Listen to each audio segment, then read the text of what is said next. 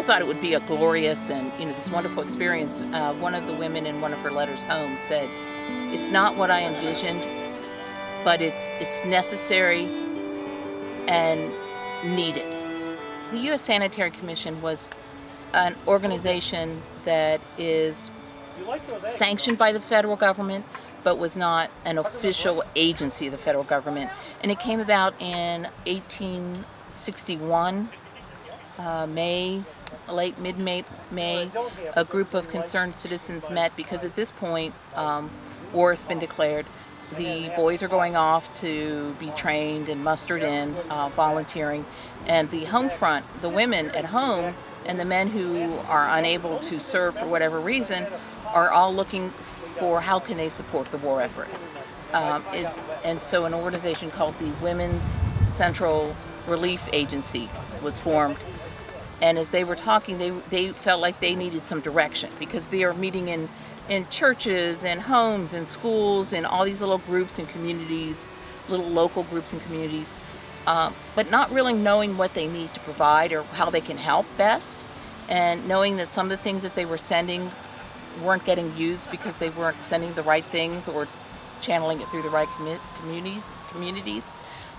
So some of these prominent women and men met with some other prominent individuals in New York, and Reverend Bellows and Mr. Olmsted were two prominent individuals from the community that then had a few other men go with them, and they decided that the best course of action would be go and talk to the people who really know what they need. So they met with President Lincoln and the War Department and talked about what are some of the needs for the soldiers, these new volunteer soldiers, because they went from a standing army of a few thousand to 75,000 soldiers. 75,000 is what Abraham Lincoln asked for to join. And what they found was what they really needed and what they really were looking at were the conditions in the camps and the conditions in the hospitals. That so many soldiers were dying from diseases such as typhoid and malaria and pneumonia and dysentery because of the conditions of the camp. The camps were not sanitary. So that became one of the major roles that this commission decided to work with, that they would work to improve the conditions and provide information to the public and to the soldiers about the conditions in the camp and how you could be more safe and sanitary. And they did that by issuing bulletins that promoted it to the public. They also issued handbooks to soldiers and medical staff outlining about 40 precepts of things that are going to make you more healthy and things you can do in the camp to protect you and make you safer. So that was one of their big things. The other thing that they did is work with this Women's Relief Agency, which then folded into the Sanitary Commission.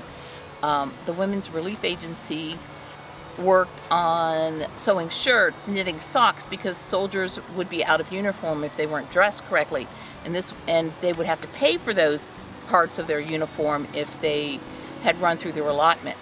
So these women, through sewing parties and other activities, would help supplement that and would provide those things to the soldiers at little to no cost. They also had parties where they would grind coffee because the soldiers were issued coffee beans that they then would have to break up with their rifle butts. And they would package that and send it out to the appropriate locations. They rolled bandages, and they harassed, just be blunt about it, harassed the public and businessmen for donations to fund other things like providing fresh fruits and vegetables to the soldiers, medical supplies for the soldiers, and a lot of other things that they needed. And they organized this commission on a local to a regional to a state level down to the national level, where then all these resources and supplies that were gathered were then sent to central locations and then distributed out according to need based on what the medical officers and the quartermasters in the various camps would request. Now, this did not replace what the federal government was doing, but it supplemented it And Abraham Lincoln had commended them later, that although he was worried that it had been a fifth wheel to his war machine, that actually it provided an extremely vital and important service to winning the war. The other thing that the commission did is they trained the nursing staff and medical staff. And this became a role for women to move outside of the home to volunteer to help take care of the men who were wounded. They worked in the hospitals in Washington, D.C., in Baltimore, in New York, in Philadelphia, and in many other places. And they also went on the medical ships that were going to pick up the soldiers from the battles and bringing them to those hospitals from the field hospitals. 90% of the nurses were all volunteers, both men and women. They were given a slight stipend. They were provided room and board, and they devoted their time to working in those hospitals. And some people thought it would be a glorious and this wonderful experience. One of the women in one of her letters home said, "It's not what I envisioned, but it's necessary and needed." It's not romantic, like just holding the sick soldier's hand and wiping his brow. There's a lot of work, hard work, tired when they come home, but important, very, very important, and very well received by the soldiers because that little bit of home was important to them. This helped propel women from being viewed as being that dainty, especially for the middle class woman, as this dainty person who needed to be protected, that they showed that they could be strong, they could be capable, that they were very organized in running these organizations at this volunteer level and gathering and promoting and creating sanitary fairs, which is one of the ways they raised money. And if you want to know what a sanitary fair is, it's like a giant World's Fair, the biggest large church bazaar you've ever been to.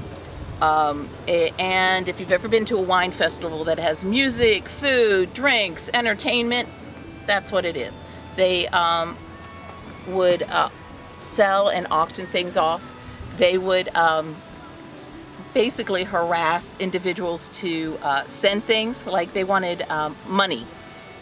But not just money. They were looking for donations, like prominent writers writing an original piece for them, or an artist providing a piece of artwork that could be auctioned or sold. The women themselves would do what they called fancy work, so needlepoint and embroidery, and that would be sold. They would have quilting parties to make what they called the sanitary quilts, and these big quilts would be auctioned off for money. Chicago, one of the first sanitary, as a matter of fact, they created the first sanitary fair, used it to raise money. They were seeing their donations trickle off for the Sanitary Commission.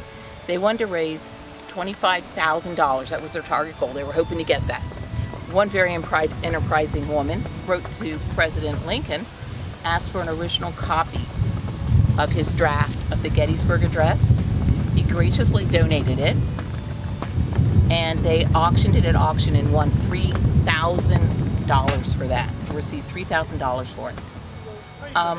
At the end of this 5 to 7 day fair, when they counted up their money, they found that they had met what they were wanting to receive, the $25,000. As a matter of fact, they exceeded it by 4 times. They came close to $100,000 for this event, which now then meant that these sanitary fairs became a big competition by major cities. 2 of the most successful were New York and Philadelphia, and they each raised over $100,000 each.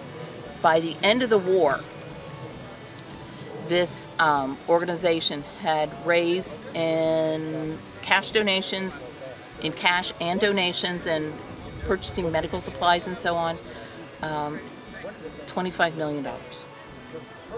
And if you look at that in terms of money in that day, if you look at that, that's somewhere like $500 million. Today it's close to $1 billion today. So a lot of money raised in a very short time The organization disbanded, or in about 1868, they were wrapping up after the war, helping soldiers and with pensions, and their families with getting the pensions that they deserved. And at that point, archived their materials in various locations, state agencies and public libraries.